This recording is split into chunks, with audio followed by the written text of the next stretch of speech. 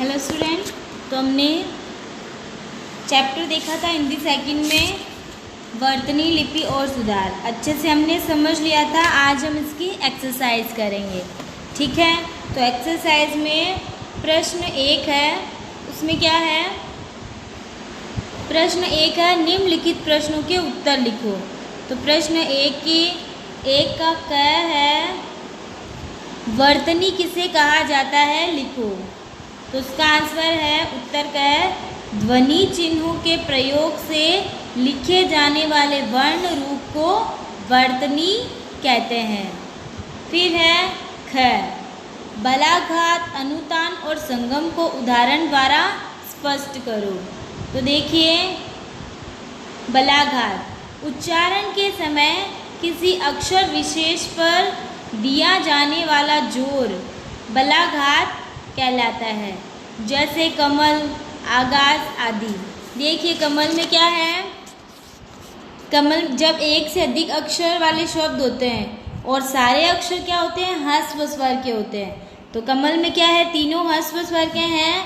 तो जो अंतिम शब्द, अंतिम वर्ण होता है, उससे जस्ट पहले वाला वर्ण होता है, उस पर क्या होता है? जोर दिया जाता है। तो कमल में तीनों ह्रस्व स्वर के हैं। और फिर लास्ट है ल से पहले कौन सा है? मैं। तो इसमें मैं पे जोर आएगा, तो कमल। फिर है आगाज।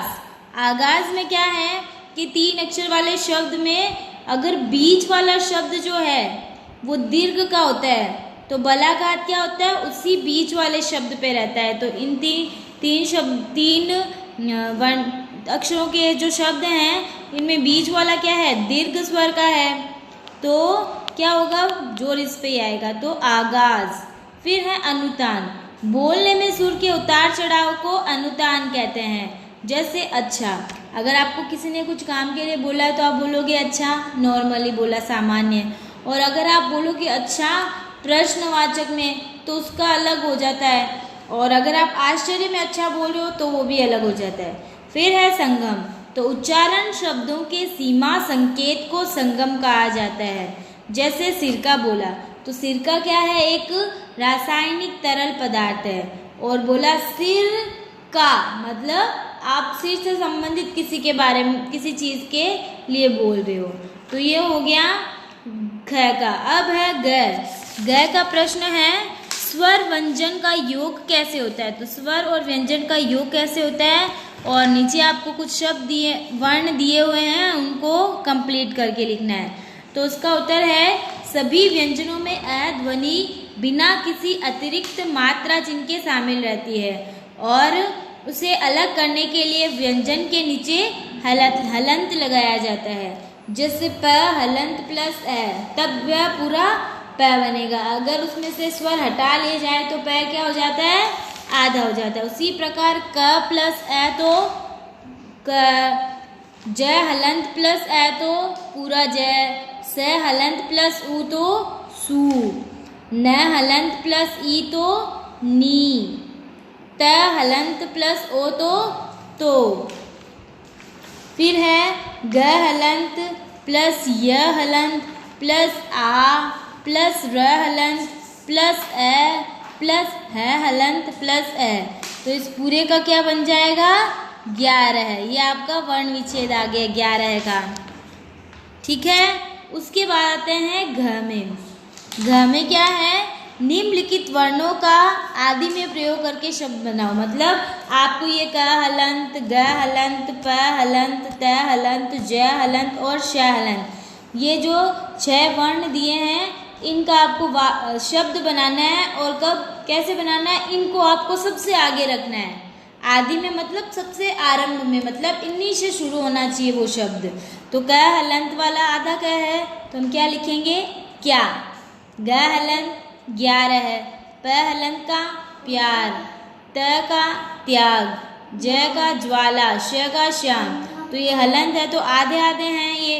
तो हम आधे आधे शब्दों वाले, आधे आधे वर्णों वाले ये शब्द हमने बनाए हैं। फिर है ड। किसी शब्द के प्रारंभ में स्वर रहित व्यंजन हो तो उसके तुरंत पश्चात किस प्रकार के वर्ण का प्रयोग आवश्यक है? 2 उदाहरण देकर समझाइए। तो इसका उत्तर है, किसी शब्द के प्रारंभ में अगर स्वर रहित व्यंजन है, मतलब आधा व्यंजन है, तो उसके तुरंत बाद हम क्या करेंगे, स्वर युक्त व्यंजन का प्रयोग करेंगे, जैसे न्याय, स्वभाव आदि। ठीक है। फिर है च, चंदा और चंदा।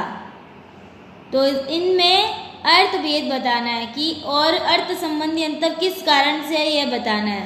तो चंदा मतलब जिसके ऊपर ये चंद्र बिंदु लग रखा है, वो चंदा क्या होता है, वो चंद्रमा के लिए आता है। और जिस पर अनुस्वार मतलब बिंदी तो होती है चंदा, तो वो क्या होता है, कोई भी सामूहिक काम होता है तो उसके लिए लोग लोगों से रुपया लेकर इकट्ठा करते हैं ना, उसको बोलते हैं चंदा। तो इन दोनों में अर्थ भेद कैसे है, बोलने में दोनों एक जैसे ही है, चंदा चंदा, लेकिन इनमें अर्थ अंतर क्यों है, इनमें अर्थ अंतर नासिक ध्वनि की मात्रा के कारण होता है। मतलब जो चंद्रमा वाला चंदा है उसमें नासिक ध्वनि कम मात्रा में आती है, जबकि चंदा जो है उसमें नासिक ध्वनि जो है वो